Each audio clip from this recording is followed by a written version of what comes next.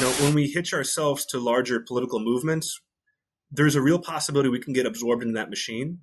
And we have to really recognize that just because we're having conversations and maybe we're sharing, the same convention space as a Donald Trump or a Vivek Ramaswamy or whoever, that doesn't translate to real power.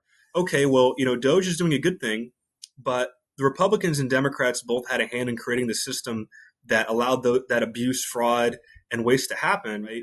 We need to inject ourselves in the conversation in a way that we're not borrowing rhetoric from the Republican or Democratic parties, but we're injecting ourselves in a way that people know what we want, and we encourage good behavior, but we ask for what we really want. That some people feel very hurt from things that have happened to the party, and we need to be able to work to get past that and come to work together in the party to meet our goals going forward into the future. With the turnover in the Libertarian Party, I think the Mises Caucus would have become dominant at a time without all the takeover rhetoric, just because there's a natural cycle.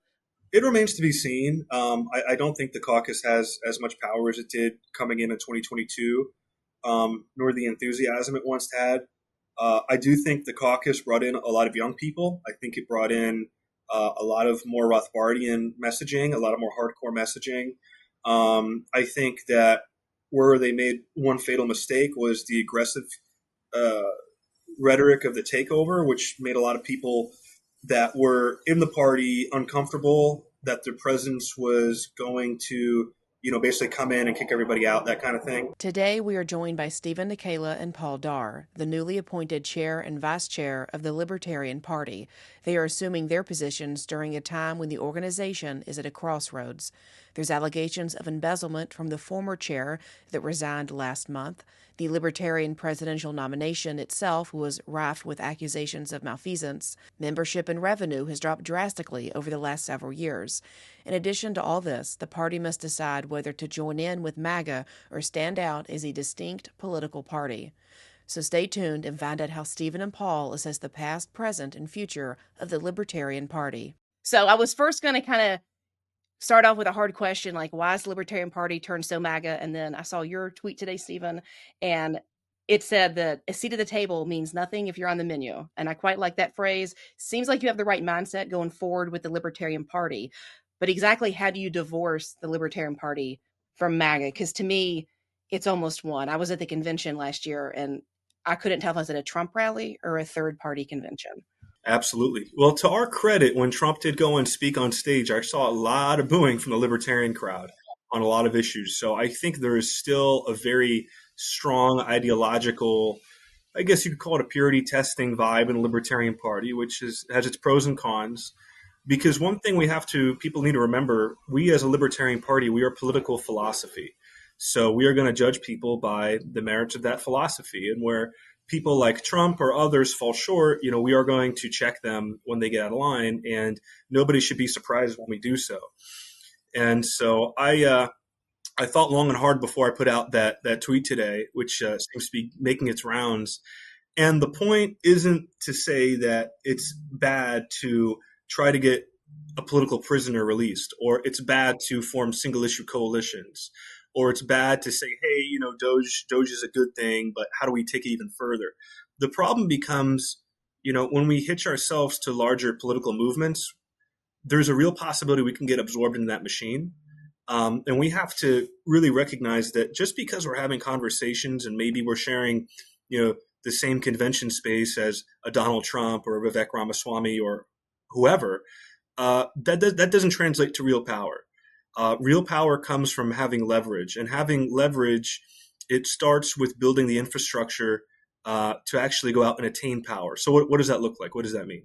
Right? We're looking to field 500 Libertarian candidates in 2026 and 2028. So we're looking to win at the local level. When we start winning local races, getting Libertarians elected into positions of power and authority, then we have a model of Libertarian governance that we can say, hey, this is a model, it's working. Would you like to put money towards making this happen and expanding this? And when we start gaining ground, it's a lot easier to defend than it is to attack. So when we start gaining ground, getting Libertarians in positions of power, building up dominance in certain areas, then we become a real threat.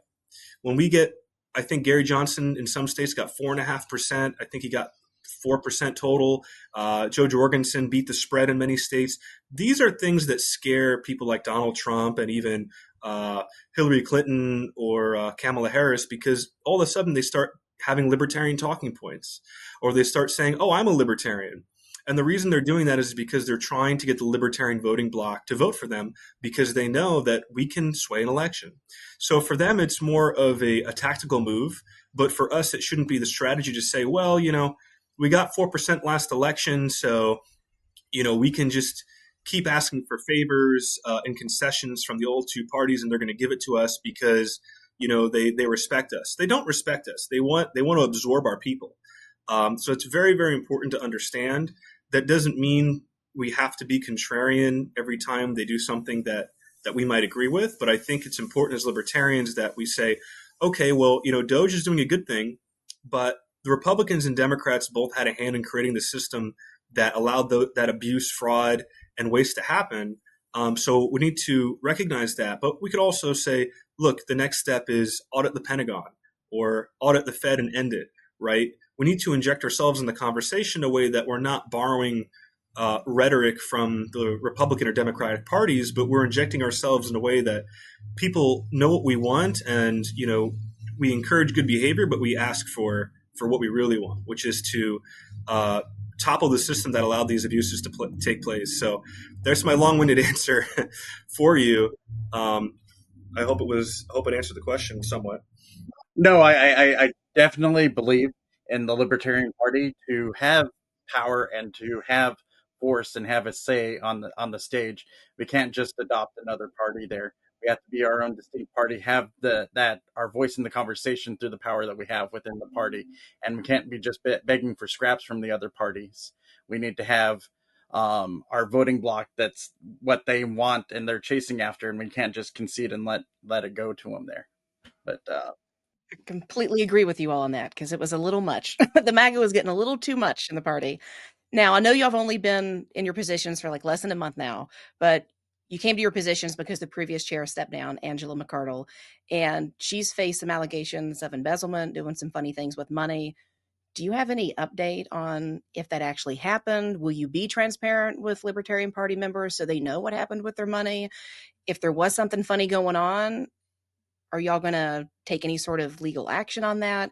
Because to me, when you hear the Libertarian Party might be doing funny things with the cash, it's like when you hear a pastor's out cheating with prostitutes or something. Like, this is not vibe. Y'all are supposed to be good with the money. That's the one thing libertarians are supposed to be good at. Absolutely. Well, we did form an investigatory committee to investigate some discrepancies and some things that came out of the Jake Porter newsletter, news report that I'm sure most people are familiar with in regards to Freedom Calls LLC. Now, I can't speak too much on this topic as it is an ongoing investigation and something both Paul and I are a part of, but we will be taking an impartial look at this and doing whatever we need to within our bylaws and our fiduciary duty, and take whatever corrective action we see fit as a board. So we will be transparent and open with the membership, but we do want to make sure we go through the whole process and make sure we do a good job there first. Since Angela took over, membership went down for the Libertarian Party by 18%, and a non-convention revenue was cut by almost half. So her leadership wasn't very great at growing the party or even increasing, cash on hand. How did the two of you all plan to bring the Libertarian Party back and get more members and also increase cash so you can run candidates? How do you do that? Great question. I think there's been an emphasis on what does winning look like as a Libertarian Party, and I can tell you from as a chairman of the party, and I'm sure as vice chairman Paul would agree, our job is to grow the party, increase fundraising, increase membership, get Libertarians elected, and form coalitions and affect legislature, of course, and spread the message. But ultimately, our fiduciary duty to the board is what is best for the organization. Where do we need to go? So for me as a businessman, I'm in the fast food world. I'm also in the full service restaurant world. It's all about making money, right? It's about expanding. It's about getting new customers. And the same thing for the LP. We need to not only not only reach out to find new libertarians, but we need to recapture the people that we've lost for various reasons over the past few years. So it starts there. And that happens through a very data-driven look at, okay, let's segment the data. Let's make sure we have the right data. We have the right messaging. We're making the right asks. We're retaining people. We're always getting new people. So there's a method to the madness there. It's the 21st century, so everything is data-driven. So I do believe it starts with making sure we're in constant contact with our people. I think it also has a lot to do with uniting the party and bringing the whole Libertarian Party forward and, saying, okay, look, if you agree with 70, 80% of our platform, you belong here, and you should be welcomed in, and you should be a part of this mission to grow the movement and to gain political power and wield it in order to defend liberty. I think that's a very powerful thing. And I think the party also needs to offer more of a value-driven approach as well as a mission-driven approach. So that means supporting things like Defend the Guard, which the board voted to have as one of our official missions back in August in Miami, which is a program. It's legislation driven by the state level to make sure that National Guardsmen aren't deployed overseas in undeclared wars. I think it's a worthy project. We're fighting for ballot access, of course. That requires a lot of funding to do so, and making sure we go out there and try to change the laws and keep libertarians on the ballot in different states. Ultimately, it means representing the party for everybody. And I think for me personally, it means being a bit of a zealot and an apologist for the libertarian message and for what we stand for as a party. So when you combine all those different things, hopefully it gives people enough incentive to say, hey, you know what, I like what these guys are doing. I want to sign back on. And so far, Paul and I have definitely seen a renewed enthusiasm to get people back in the party. Where our mission's just starting. We're still, we're 3 weeks in, not even a month in. So there's a lot of work that needs to be done. But we're looking at every avenue for fundraising to raise membership and to incentivize people to get back into the Libertarian Party. And, it's going to take some time, but we're confident we can do it, and we're looking forward to it. I just love Stephen's business experience and how he's been able to use his experience there and knowing how to reach out to customers as part of the party, and thinking of our membership out there and how to reach out to our party members that are our customers and our voters that are their customers out there, and trying to target out there to make sure that we're actually giving them the product out there that they want to see out in the marketplace of ideas. So he's really trying to reach out to everybody out there and knows how to do that in a very business oriented sense, and has the experience as he's delved into things there. And I have a big heart and a lot of compassion for all the parts of the party here. And I've been trying to share that with others, as many people that know me in the party know that side of me from the party, as I try to work with heal that divide with that some people feel very hurt from things that have happened to the party. And we need to be able to work to get past that and come to work together in the party to meet our goals going forward into the future. So that is a big part of what I'm trying to do also, is reach out to those individuals and to try to get us to find that path forward so that we can help achieve that vision that Stephen was sharing about having all those candidates out there running.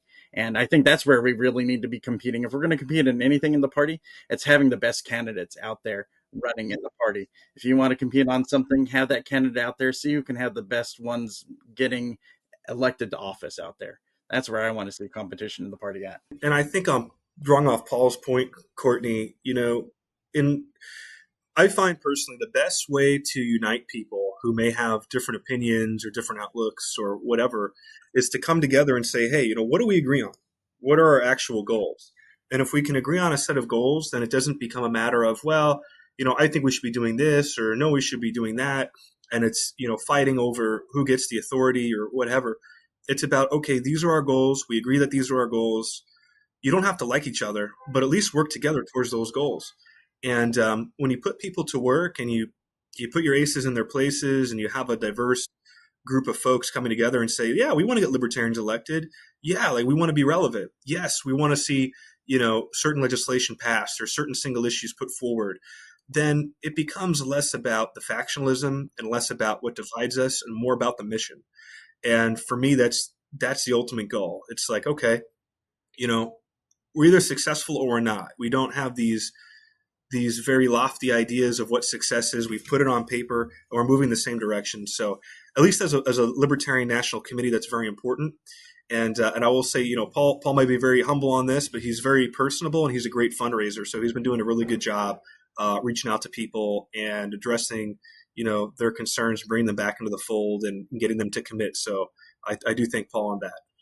I kind of want to circle back to something that Paul mentioned a minute ago about running great candidates. Now, I might kind of ruffle feathers with this question, but a lot of Libertarians haven't been too pleased with the presidential candidates we've had for a while.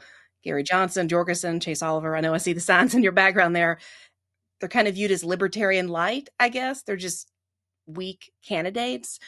Do you think that's been part of the problem? Do you think we should have more hardcore Libertarian presidential nominees and that would increase party support? Or do you think that's not an issue and it's just trolls on the internet that complain? That's a good question. The delegates, of course, select the candidate, and not everybody's going to be happy with who the candidate is. Every campaign is different. Every campaign is limited by their ability to raise funds and to build the infrastructure into the campaign that they need to do to be successful. So, how much is ideological versus how much is getting the right donors? I think it's probably both to varying degrees. I mean, Gary Johnson, for all the criticism about Bill Weld, and I certainly emphasize with a lot of it, Bill Weld brought in a lot of money, and that's why Gary Johnson was able to reach 4.5% of the vote in some states. So money is important. I don't want to pretend it's not. And as far as the messaging and the candidate, the presidential election has always been a search and rescue operation. They go out there and they talk about libertarian ideas, and it's always been a pivotal moment for us every 4 years to fundraise and get new blood into the party and sort of renew that enthusiasm. And it always depends on what's going on in the current state of affairs with politics and how their message reaches voters. I think Donald Trump did a good job of reaching out to people in terms of, inflation is this and blah, blah, blah. And he did a good job there. Even though he, of course, the Republican Party had a lot to do with creating that inflation, even under him. And, of course, the Federal Reserve prints money. But I think, one of the pieces of advice I would give a future Libertarian candidate is, even at the local levels, reach out to people to where they are and pull them in, because for all the criticism of, Gary Johnson was Republican light or this or that, I got into the party because of Gary Johnson. He pulled me in back in 2012 when I was at Paul Fest in Tampa, and I thank him for bringing me in. And so, I think even if you take a Chase Oliver or a Joe Jorgensen or a Gary Johnson and you present their ideas to the mainstream, I think all of those ideas are actually quite radical compared to mainstream politics. So, I think we can still move the Overton window with our candidates. I think that really for the future, for 2028, that presidential campaign, whoever it ends up being, and I'm agnostic to who it is personally, but whoever it is, they just need to make sure that they are looking at the political landscape, and they're going to have to carve their way in through whatever the hot topic issue of the day is, because 10 years ago, inflation wasn't as big of an issue as it is now. War and the looming threat of World War III wasn't as big of an issue as it is now. There's different issues. There's going to be different speakers, and there's going to be different people that resonate, of course, with the delegates, but also with the American people. And as chair, I'm not partial to anybody in particular, but I'll say this matters just as much at the local level too. It's about meeting the people where they are, and I think there's certain lessons to be learned there. But yeah, to go back to your original point, I think for the party, you could have the most radical Rothbardian out there, really preaching radical libertarian ideas, or you're going to have different sets of people. It's going to attract different audiences, but it's going to bring people out in the Libertarian Party, and I think it's just going to depend. It's going to depend on the time. Yeah. just kind of takes all flavors of libertarianism, I guess, to kind of bring new people in. So even if it's not the strongest candidate, it might have grown the party kind of in a way. Is that kind of backing around? Um, Or well, I mean, I didn't vote for any of the last three. I mean, I still feel forced to vote in the two-party system because I get such what I consider weak sure. candidates. So, and I don't know if I'm like the most hardcore libertarian that ever existed, Right, right, absolutely. Like I said, my advice to the next candidate would be to really, really look at where the people are, and that's the kind of the messaging that I'm hoping Okay. for the party. As for the candidate, I'm not on their advisory panel per se, Okay. but I Yeah. do believe that it's easier to defend ideas that are more hardline libertarian than they are to defend ideas that are lukewarm. So, Okay. I would, I guess, it, it's up to the candidate. It's up to the candidate, Okay. Okay. You don't have much. but yeah. Okay. Well, last election cycle, after Chase Oliver got his nomination, I just remember receiving all these emails from the party moaning and groaning that he stole it. And I'm thinking, why is the Libertarian Party complaining about their own process? Like, if you're really having your own election stolen from you, shouldn't you fix that yourself? I mean, how do you even deal with that when you come into the party as your position? I mean, would you have done that, went around and said, hey, our candidate stole the election? And did he even steal the election? That type of stuff, I think, to me, really keeps a lot of people out because it looked like a giant dumpster fire. Sure. Yeah, he won. It was the last round, and a lot of people obviously didn't get their candidate of choice. I don't know if I could blame the process for that. That's just kind of how things shaked up at the end. There was a strong push towards Noda, of course, Noda versus Chase Oliver. So not everybody was satisfied. And look, I can't. You know, it's again, it's up to the delegates to really decide. It's not my decision who gets in. But yeah, I guess it's really a matter of forging alliances. If there was different alliances and things fell apart, and it was a very dramatic night at the floor. I think we got out close to 1 a.m. I was door dashing beer by the end of it to hand out to different delegations because it was an endurance of a convention. Um, so I mean, I can't. For me, the party must support its candidates, right? The party, the leadership support its candidates. That's kind of the crux of the question. I can't force the rank and file members to support our candidate. It's going to be ultimately up to them who they support. I do expect party leadership to support the candidate, regardless of who it is. And as far as the LNC's role in the presidential process, we've always done what we can to support our candidates in the past. I think that's a policy that we should definitely continue.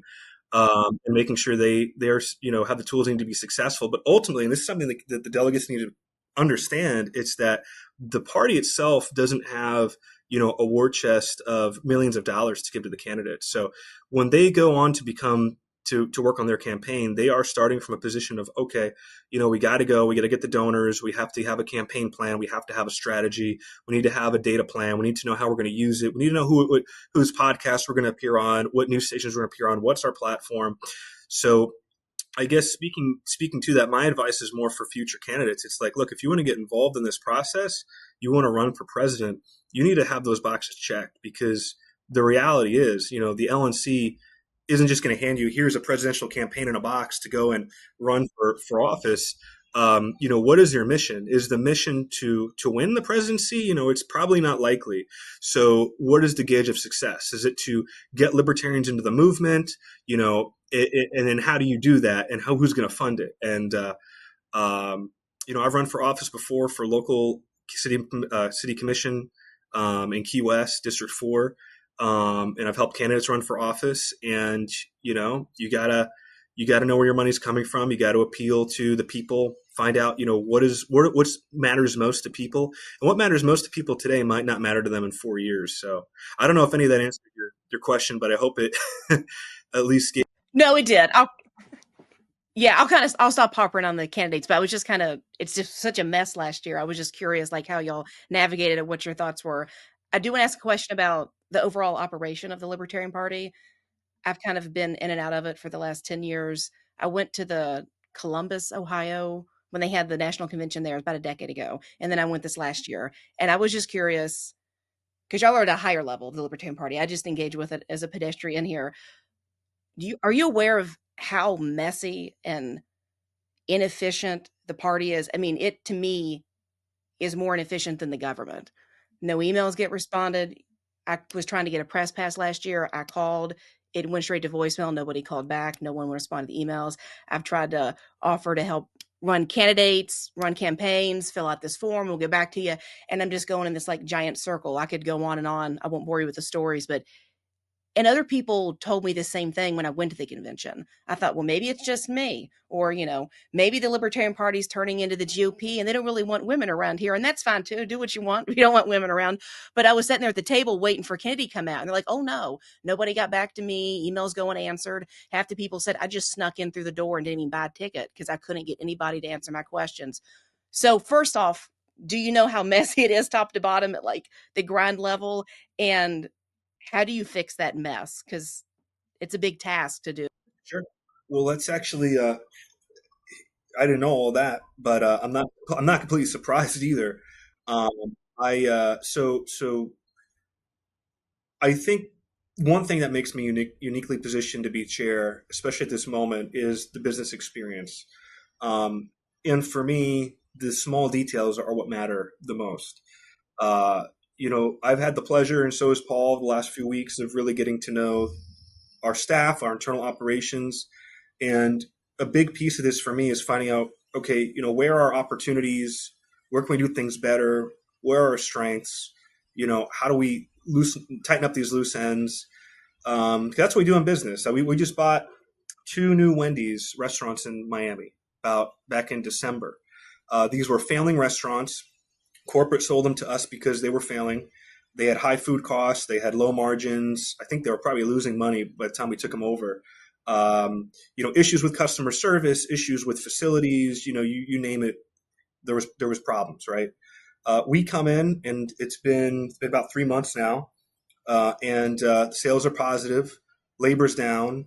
Customer service has improved quite a bit.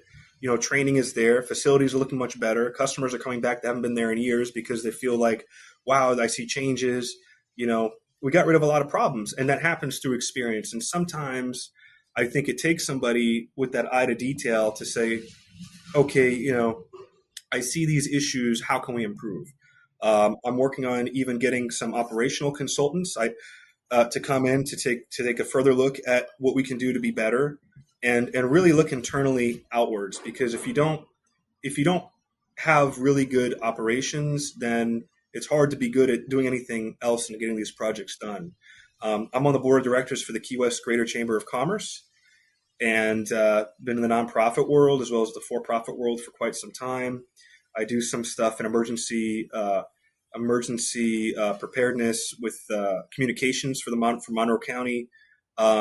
So all these things require the ability to lead a team, but also the ability to know operations, know numbers, know when something is a good or bad deal, et cetera, et cetera. And to your point, you said you couldn't get anybody to get back to, and I apologize about that. And I'll definitely look into that to see what broke down that nobody got back to for a press pass, and people were just, I guess, going into an event because they couldn't even figure out how to pay for it. So it's kind of like, government bureaucracy, and then people just say, well, screw it, I'm going to do the illegal thing anyway because I can't get a legal answer, right? So yeah, it doesn't reflect very well on us, but I appreciate you bringing that to my attention so I can address it. So I will look into that. But essentially, my goal right now for the past 3 weeks and probably for the next few months is, of course, creating a strategic plan as far as fundraising and membership and all the projects we want to do goes. But a big part of why I'm so excited to get my feet wet is because I'm really good at operations and I'm good at fixing things when they're broken. So having the opportunity to really, really get into the LNC and look at, okay, here's everything A to Z, and saying, how do we take advantage of this, or how do we fix this, or whatever. These things take time, but it's not something you can fix unless you completely steep yourself in it. So Paul and I have been working basically a second full-time job for the past month, putting in crazy hours every single day. And that's been a positive for us because the closer we get to the inside of party operations, the more and more clear it's like, okay, cool, we have opportunities to do really good things. So from that perspective, from a business perspective, and this is probably boring for most people to even consider because it's not as sexy as, well, we're going to free Ross on Tuesday, or on Wednesday we're going to run this campaign or that campaign. But this is really important stuff. And from a membership perspective and a donor perspective, I think it's really important for our members to understand that we are looking at things and we want to make things more efficient. And I take your donor dollars very seriously, even more serious than how I spend my own money, because it's not my money. Um, so so I hope that next convention, when you ask for your press pass, it'll be a very, very simple, easy process to get it. And I think we've got really good teams in place for the next convention, and we've got a really good staff. And we're just working on making things a lot more efficient to stretch every dollar, because we work on a Spartan budget, and we need to be as efficient as possible with what we have. Okay. Yeah, I hope it doesn't sound like, I know you probably just deal with nothing but complaints since you started, because everybody brings their problems to That's you my since job. you took over. My job. But it's been like this My job is for like 10 years.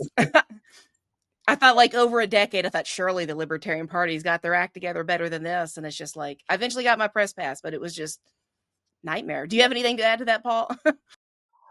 Myself, I live out here in Texas, and those that know the Texas affiliate of the Libertarian Party out here know that we're very business oriented in how we run the party out here, and very professional, even between our paid staff and our unpaid volunteer staff that are out here. So I've been looking at many of the operations that LP National does, comparing them to how our state party, being such a large professional party, has some lessons that I can take from that and share and improve on some of our business practices too, that I feel that we can improve that. And I've already seen improvements as I've talked to staff about how, from your experience, I don't think you would have the same experience today that you had then with how staff are operating today. And they're also going to add in different automations to things in the future that'll further streamline the process. So when you send in that email to info@lp.org, it'll get routed to the individual as those automations go in, and then less physical handling so that things don't get dropped out there. So it'll get to where it needs to go, and stuff like that will just be smooth going forward. So I'm looking forward as those automations go in for our staff, and as our staff is already more professional than you were describing at that time currently. So we should be able to have a better experience next time around. And I hope to be able to share a few lessons I've learned out here in Texas and share that with National to improve our business practices there. Cool. Okay. So you're kind of aware and you're on it. Okay. Sounds good. Next question. I asked this to the Libertarian candidates interviewed last year. Why do you think there are so few female libertarians involved in the party? The way I think about it, if every man that's in the Libertarian Party brought in one woman, their wife, their girlfriend, their niece, their cousin, there's some woman in every man's life they know, why can't they convince them to be a libertarian?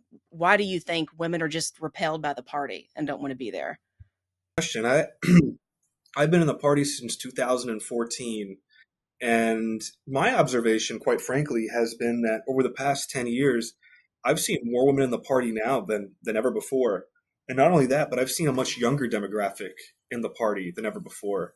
Um, I I think that as the Libertarian Party has become a bit more of a household name and more mainstream, it's become less of a fringe movement to more of a, hey, these people, they wear, some of them wear suits and ties, and they're a professional, and they're actually trying to make a difference.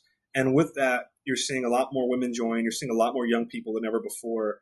Paul, I'm kind of curious what your perspective is, but I would say the trajectory is probably going to be more towards a younger demographic. And I'll give you a quick aside. We purchased a Dairy Queen in Tavernier after Hurricane Irma, that next to my old high school.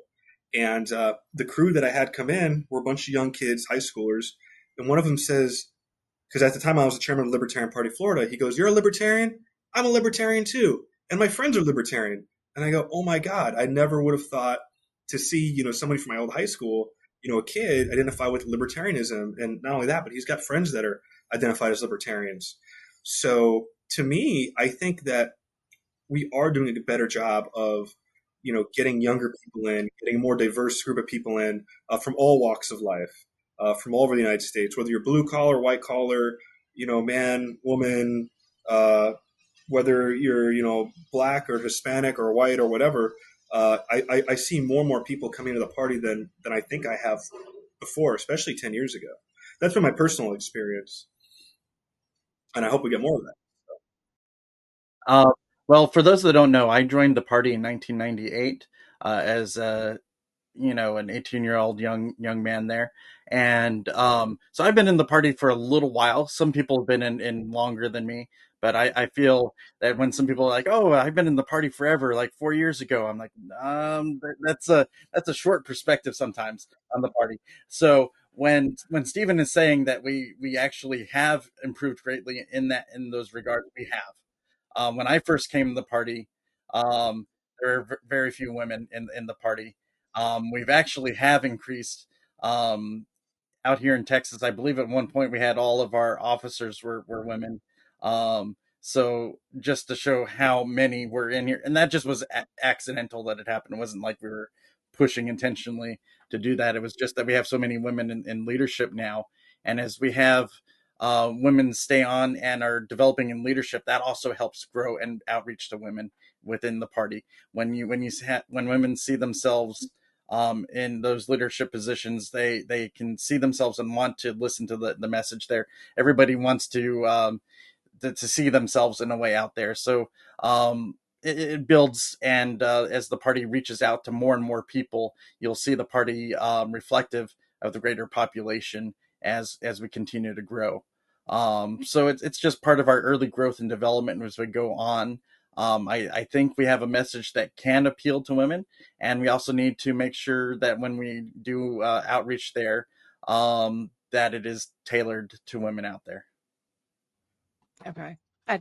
I think it was you, Stephen. You mentioned like some people are starting to wear suits and dress a little better and act more professional. Like, Sure. To me, speaking as a woman, that's one of the things. Like, I went to the convention and some people took it seriously, and then I look around and some people look like maybe they haven't showered in a few days, or they don't know how to comb their hair, or I don't know. You got Star Child running around in some sort of fairy costume, which was kind of different. And Vivek was up there. I think Dave Smith was debating with him, and he's like holding a beer, and they made some genital jokes, and I'm like, well, this feels like a frat house. And as much as I like libertarian thoughts, it's just not kind of. I don't think other women want to be around that, if that makes Sure. any sense. And I think, And also, libertarians, like, I always have to go to the libertarianism. It never finds me. It's never on my feed. It's never TikTok videos. They're never the places I'm at. I feel like libertarians are just always in male places. So then women don't even know the Libertarian Party exists. Like, my mom, she saw all the literature and stuff I'd brought home from the convention, and she's like, well, I didn't know I was a libertarian. I didn't know that they wanted to have drugs and vending machines and give everybody an AK-47. I'm down for that. But they're never in. She's a baby boomer female, and she's like, this was never around. I just always thought it was Republicans and Democrats. So, I mean, that's my thought. yeah, no, it's an interesting perspective. I think, well, I had a conversation with with Justin Amash, and I asked Justin. I said, do the Republicans have like these internal squabbles that you just never seem to hear about? Like, or is it just us? And he goes, oh yeah, and way more than you'd think. The Republicans and Democrats have their own fair share of internal issues or eccentric people or whatever. And you go to their conventions, I'm sure you'll see people in suits and people wearing, crazy things that are whatever, right? And they just do a lot. They're just much bigger, and so it's easier for that to get lost within their own ranks. Whereas us, we're a lot smaller, and the movement's a lot smaller, so we tend to see everything. And there tends to be this kind of libertarian TMZ where it's like, well, what's the latest drama within the Libertarian Party? Let's spread it all around. Where the Republicans and Democrats are so big that when crazy stuff happens, it often gets overshadowed. And I've seen it here locally in my own community with the Republican Party or the Democratic Party and whatever they've got going on. And at the national level, I'm sure there's things, and I hear some things, but none of it essentially makes the news cycle because there's just so much going on. So to that regard, I think from what I've heard, from what Justin says, he actually sees more professional people within our party than the Republicans or Democrats. For whatever that's worth, I think that's complimentary, but also quite concerning. But it definitely gives us an opportunity to outshine them. And as for the relevancy, I think it's important for people to understand this and for your viewers to understand this. And I don't know what portion of your viewers are libertarian or just liberty loving folks or what have you. But since Ross Perot ran for president, he got 15% of the vote. And ever since then, ballot access became very, very difficult for third parties and independents, because the Republicans and Democrats came together and said, you know what, we can never have a crazy oil tycoon guy come in and threaten to overthrow the duopoly. So they created basically a ballot access cartel where they came together and they said, well, we're going to raise the barrier of entry. And, in Tennessee, the Republican or Democrat can get 50 signatures in order to be on the ballot, but the Libertarian has to get, 25,000 signatures. Or in Texas, where in 2020, the Republicans and Democrats changed the law last minute, and the Republicans tried to sue the Libertarian Party off the ballot, but they didn't file in time, so they were unsuccessful. But then the Democrats sued the Green Party off the ballot. And so, going state by state, there's example by example by example by example of them trying to make us less relevant by making us spend millions of dollars every 4 years on ballot access and to maintain that ballot access. While simultaneously having the Commission on Presidential Debates, which has always been chaired by ex-Republican and Democrat committee members, and they spend billions and billions of dollars propping up their candidates, and they make the rules so difficult, it's impossible for a third-party independent voice to be on the stage with them. So as far as the American public is concerned, they believe that there's only two options and that nobody else is even worth listening to. So the Libertarian Party has been very successful over the past 50 years of building that ballot access structure. We've been the only third party to have 50 state ballot access plus DC and Guam, and to maintain that. The Green parties usually have around 20 to 30. I don't know what the last election their numbers were, but it doesn't come close to us. So even just to be on the ballot, even just to have a presidential candidate and have the opportunity to have somebody go out and be on the ballot, it's something that we've been fighting for, and it's very difficult to maintain and very costly, but it's something that, we're working on nonetheless. And that has certainly stonewalled us to, basically play on hard mode when it comes to saying, hey, we exist and we're out there and we'd love for you to join our party. And by the way, you might be a libertarian too. And I do believe at least a third of Americans are libertarian, maybe more. So there's definitely a lot of people out there that should be libertarian, but they just haven't found out about us yet. I want to switch a little bit of gears and talk about the Mises Caucus for a second, if that's okay. Jack Porter, I was reading an article about him, and he thinks that it's probably the end of the Mises Caucus as we know it. If you kind of go back and look at it, Rectenwald didn't win the presidential election. The person before that, or the vice president, didn't get the nomination. Michael Heiss, who founded the Libertarian Mises Caucus, he lost to you. So people kind of feel like the Mises Caucus maybe is dead. Do you feel like the Mises Caucus has died? It was just a short-lived few years of revival of Ron Pauli and libertarianism, and now it's gone, and another caucus will take its place, or? It remains to be seen. I don't think the caucus has as much power as it did coming in 2022, nor the enthusiasm it once had.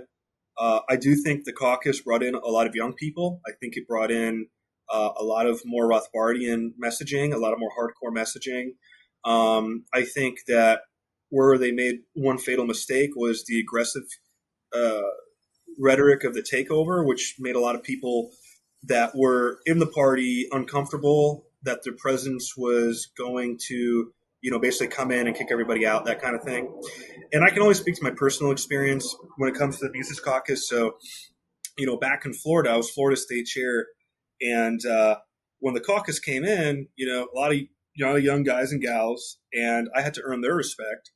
But I was able to, work with them in a way that, hey, we got these old timers that have a lot of knowledge, and we've got these new folks that are full of piss and vinegar. So how can we put them both together and, set them off to go do good things? And I think Florida was successful at essentially, merging the Mises Caucus in with, the old timers there. And we got a lot of good stuff done in Florida when I was chair. And we didn't suffer a lot of the problems that a lot of states had with warring factions and tribalism. And I think tribalism will always be an issue in the Libertarian Party, unfortunately, especially if there aren't very clear goals. Because, if you can unite the factions and say, look, if we agree on this and this, and we're going to move in this direction, yeah, they're going to fight it out at convention. Yeah, they may not agree with each other. Yeah, there might be, sparring and fighting or whatever.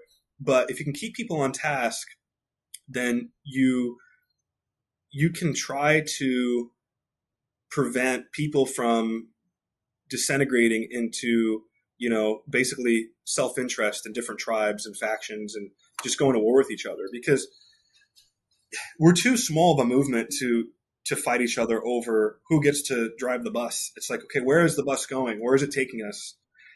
And we've always the party's always been a tenuous coalition between classical liberals, minarchists and anarchists. And I think if we can just come together and say, look, we're on a 100-mile journey. Let's not fight over the last 3 exits. Let's just get there. Let's move the Overton window, get libertarians in office, and then we'll fight it out when we can reduce the size and scope of government by 97%. We'll figure out the last 3%. If that's our mission, then I think we have a lot we agree on. Paul, what do you think?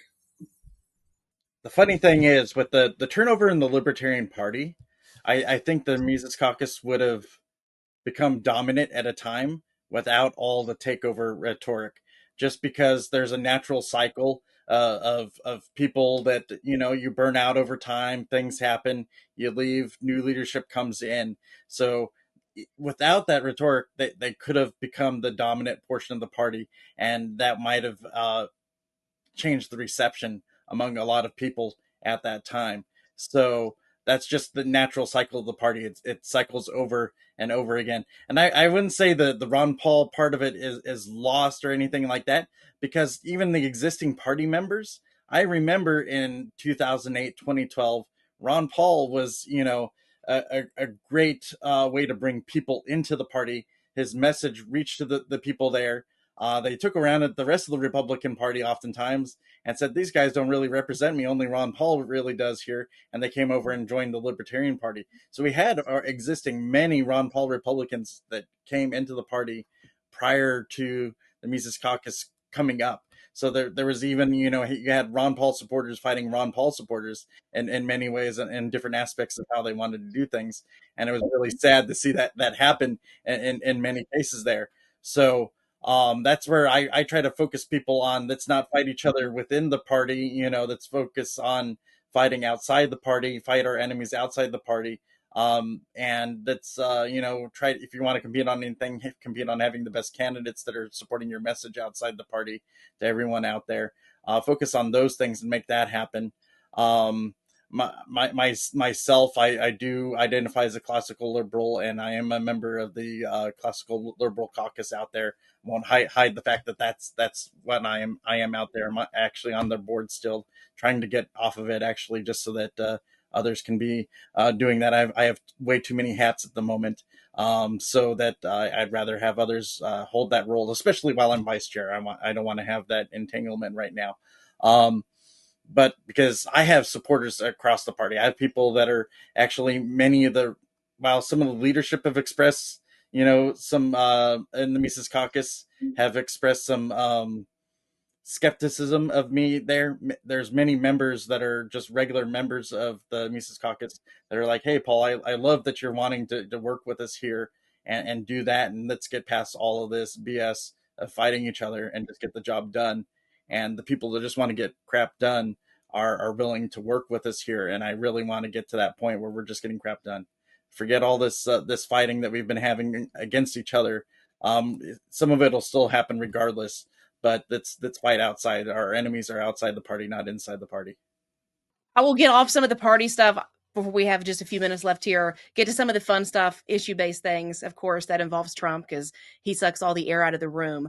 How does the Libertarian Party, between the two of you all, how are you going to deal with Trump and hold him accountable for his recklessness, for his lies? I was sitting right there at the convention when he said he was going to put a Libertarian in his cabinet. He did not do that. I was really hoping for a Thomas Massey. Even though he's Republican, I would have went ahead and accepted that. But I felt like there was no accountability for that. Instead, I heard, well, RFK's a Libertarian because he paid a fee to the party. And that just doesn't settle well with me, a Democratic dynasty like him. So all that I said, how do you plan to hold Trump accountable? Are you going to ignore him because he just gets too much attention? Or are you going to take him down every single time he does something ridiculous? Well, I think it's a bit of both. I think we can't ignore Trump. I think it's not smart to ignore what's going on at the federal level. I think when Trump does something good, we're going to praise it, and we're going to say what we want to achieve more. So, for instance, with Doge, it's like this is great, but let's audit the Pentagon next. If you want to really, if you're serious about cutting government waste, fraud, and abuse, start with the Pentagon. They have trillions of dollars in black budget programs. They've failed every audit they've been given, and you know, you look at where our money's going in the war on terror, for instance, which by itself is a whole issue, but every nut and screw and bolt costs $400, $100 here, $300 there. Where's this money going? It's a racket. It's a racket for the military-industrial complex. It's a racket for people who want to grift off of the federal budget. And I was talking to the head of the Navy Public Works here in Key West. He just retired, and he goes, yeah, you look at the quarters where all the soldiers and their families sleep on base. It's moldy. It's falling apart. The drywall is all gross, and there's a bunch of spalling, and it's been a known issue for decades. Yet the Pentagon has trillions of dollars that they've spent over the last 10 years, but none of it's going to the right places. So where is the money going? And why are we as taxpayers funding it? It's a sacred cow of government, and Congress just pumps tons and tons of money into the national defense every year. But I don't know if they're reversing UFO technology or what, but I don't think it's making America more safe or prosperous. So that's a place where the government, Doge needs to go on audit, for instance. And that's a place where libertarians can say, hey, we like what you're doing, but you need to do more of it.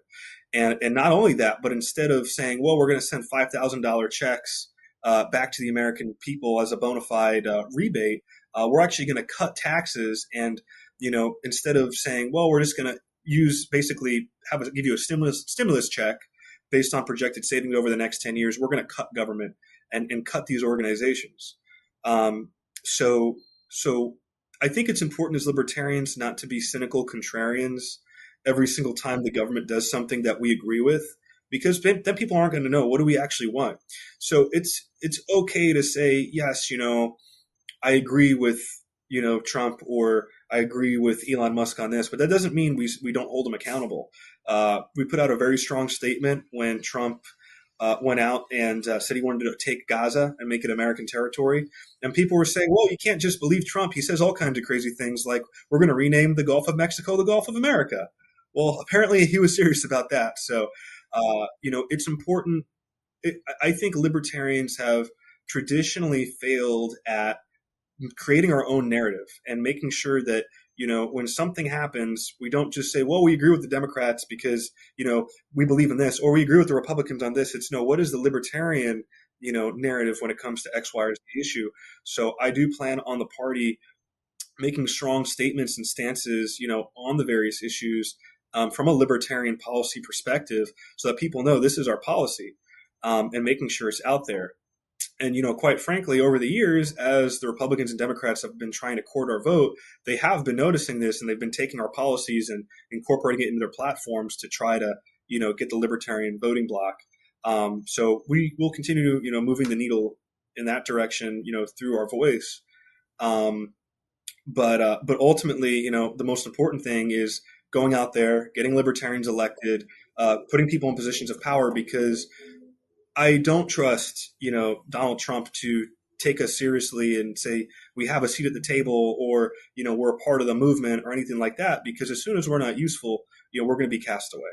And so my message to libertarians, and I'm sure you saw my post earlier today on X, the point of that post was to say, look, it's okay to have certain alliances or single issue coalitions temporarily, but don't mistake these people for our friends. They are our adversaries. As far as RFK becoming Secretary of HHS, just like any other bureaucrat, I will praise RFK when he does good libertarian things, but as soon as he steps out of line, we should be condemning him, because ultimately libertarians believe the HHS should not exist. And so, we will hold the politicians their feet to the fire. And we will let them know what we want to see, and let our our libertarian base and what we want to see in the process. Yeah. I would say that it's really easy for people, and you often see this in the media, to fall into the trap of making weak arguments against Trump there. And that's where DTS really comes in, when people fall into that trap and they'll see something he does and just screech about it emotionally without stepping back, thinking about your principles, like Stephen was saying there, and having a very principled based answer to what's going on there, and also just looking at the actual facts of what is going on with anything he says, because sometimes it'll get distorted by the media. There is a kernel of truth surrounded by some falsehoods there. So getting down to what is the actual truth of what's going on there, making it fact-based in our response there, based on the principles of the Libertarian Party, is the importance to make. That we praise when he does something good, that is good, done by libertarian principles, and then we hold him accountable when he does something that is not libertarian there. So there's going to be a mix of things for us to be happy and upset about in the upcoming years. I did want to get y'all's libertarian take on one thing Trump's done. Maybe y'all have responded to it, maybe the party has, and I've just not seen it. But Trump has labeled cartels as terrorists, and then Pete Hegseth, his defense secretary, has said all options are on the table. So we could have airstrikes, we could have the military essentially fighting cartels. To me, that's just a massive move on the war on drugs, and things are going to get pretty violent pretty quickly. We'll start having soldiers get shipped home piece by piece because the cartel is going to be worse than anything we fought before. I mean, what is y'all's take as the Libertarian Party? And why aren't more people calling that out? That seems terrifying to me when he said that. Absolutely. I did put an X post out there, and I don't expect everyone to see my X posts, but I did put a statement out there about that. And, I have no love lost for punishing the cartels. I think they're violent. I think they are an enemy of decent people. They do a lot of bad things, but okay, we can go out there and we can go to war with the cartels and start militarizing the border and even having military escapades into Mexico, trying to break up these groups. And that's not going to fix the solution. The solution, and most politicians aren't ready to admit it. And actually, I think, and Trump even said this years ago, and he's probably flip-flopped on this since, but we need to legalize and decriminalize drugs in order to stop the cartels. So what does that look like? Because when a libertarian says, well, we need to legalize drugs, someone will say, well, I have a family that died of a heroin overdose. How could you say you want to legalize fentanyl or X, Y, and Z? And here's the nuanced point. Portugal and Amsterdam both decriminalized drugs. They saw a decrease in addictions. They saw a decrease in HIV from needle use. They saw a decrease in people, using drugs in general. And what they did is they said, okay, we're going to look at the drug issue from a public health standpoint. And the people that are addicted to hardcore drugs or whatever that want to get helped, they can get the help they need. And I would much rather see the private sector, hospitals, accountable businesses be the ones to treat this problem than the government just throwing people in prison cells over it. Because the reality is most drug use happens, especially hardcore drug use, happens to people who they've basically they don't have a social network. These are people without steady employment. They have mental health issues. They have many, many issues that you're using drugs as a crutch in order to try to numb them to the fact that they've lost control of their life. So if we start looking at the drug use issue as a sickness of the soul rather than a criminal offense, then we can say, okay, let's start treating people. And then for consenting adults that want to partake in drugs, recreational drugs like cannabis or MDMA or psilocybin or cocaine or whatever it be, there should be a way that they can partake because the drugs are already there. They're already on the street. They're already accessible.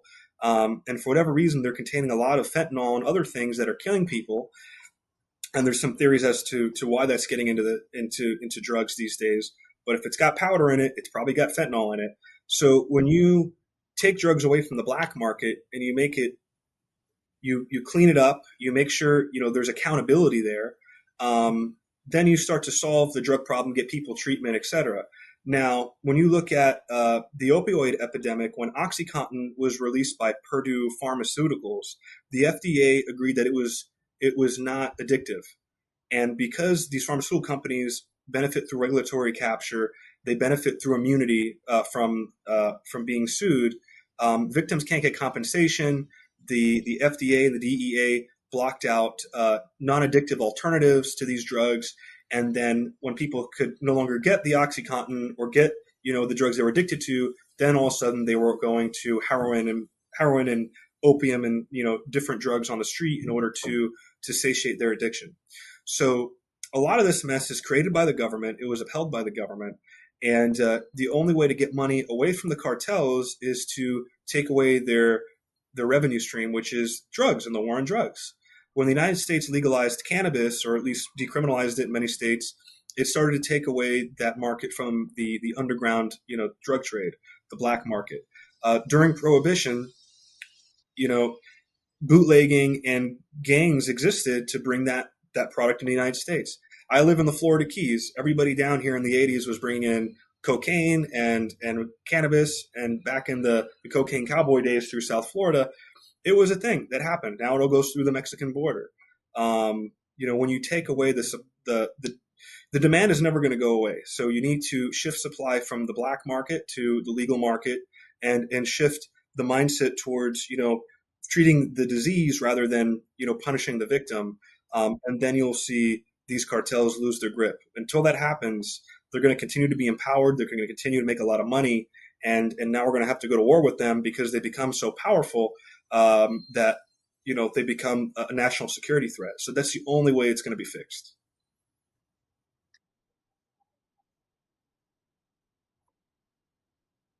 I doubt it. Maybe move the conversation in that direction, but yeah, I don't think that's going to come out of the Republican Party anytime soon, or even the Democratic Party for that matter. I would just add, yeah, fully on board with the drug legalization there. Even though a lot of people don't know, I grew up in foster care. So my father was a drug dealer and my mother was a prostitute before I went into the foster care system. So I've seen the ugly side of the black market of drugs out there, and some of the things that can happen with that. But when you have a market and you suppress it and you have that black market, that's when you enable bad people to do bad things. So if we have, like Stephen was saying, a market that is open, that has sunshine on it, that what the product is out there, and that you are able to have those healthcare options for those that need it out there, easily accessible, where they aren't in fear of going to jail over needing to get help out there. You'll have a better market, and you'll have less of those bad things that happened to me as a kid due to that black market that was out there.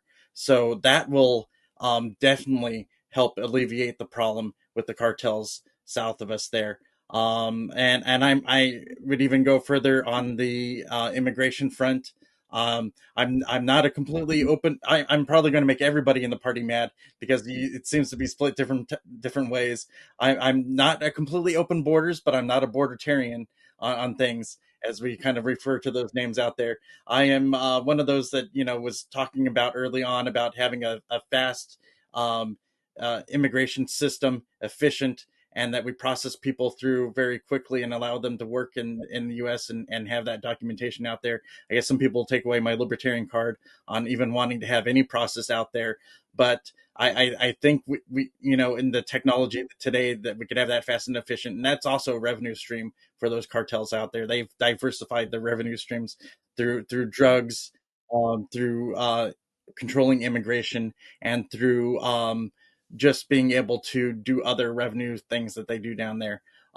So by taking those two um, legs of their support out from underneath them, we can do a lot more in the United States than anything else. I've also been, coming out of foster care. I was a soldier in the United States Army for a time, so I deployed to Iraq and Afghanistan, and I can tell you that fighting the asymmetric warfare that our soldiers would be doing down in Mexico is an incredibly difficult task, and one that we never really succeeded on.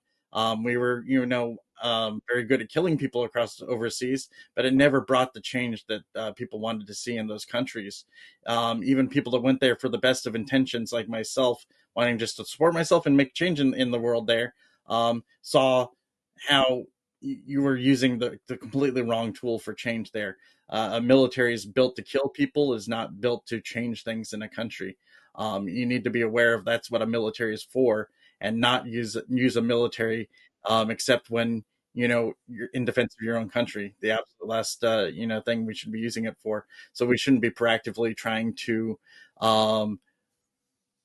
have action in Mexico without you know there needs to be some congressional oversight, as far as that goes. As the Defend the Guard comes to mind when I think about that. We need congressional oversight on that. And some people might be, suddenly step away from thinking we need that congressional oversight, but we need to buy into the people. We also need to be actually working with our partners south of the border if we're actually going to be doing anything like that. But I would say, if we do those other two steps we talked about, we might not have that on the discussion board with anyone anyways. That might help the Mexican people able to regain control of the areas in their country and be able to fight off those individuals that are causing the trouble themselves. So that's just a few of my thoughts there. Do you want to tell the audience where they can find you all online, on social media, and how they can join the Libertarian Party? Yeah, absolutely. You can find me on X, Stephen Nekhaila, and I would encourage everyone to go over to lp.org, check out the platform. And if you agree with 70 or 80% of what we believe, I would encourage you to consider becoming a member. You don't have to change party affiliation to do so. You can become a dues-paying Libertarian member. You can also sign up to the newsletter and stay up to date with what's going on in the party. And I would encourage people to check out our Project Decentralized Revolution. It's our project to get libertarians elected at the local level nationwide. So if you're interested, you can donate towards that project over at lp.org. You can also reach out to your local affiliate and see who's running for office, or run as a candidate yourself and be the change you wish to see in the world. So thank you so much, Courtney. I really appreciate the opportunity to be on. You can always email us if you're within the party and have specific questions for myself at paul.darr@lp.org. And on X, you can find me at paul_darr. But I use it only sparingly there, posting some things on occasion. I'm not the biggest X user of libertarians out there. Some people, for some reason, love it so much, but I use it sparingly out there. You can also find me at paul.darr.org. I have my own little blog that I post things to occasionally there, where it's a mix of things. So it could be anywhere from libertarian topics to me posting about my own church topics that I like to talk about, or boring stuff of just life and farm, doing home gardening and stuff like that I like to do. So that's where you can find me. Now that you know where we've been, find out where we're going. Tune in to Ladies Love Politics, where you can stay informed without going insane.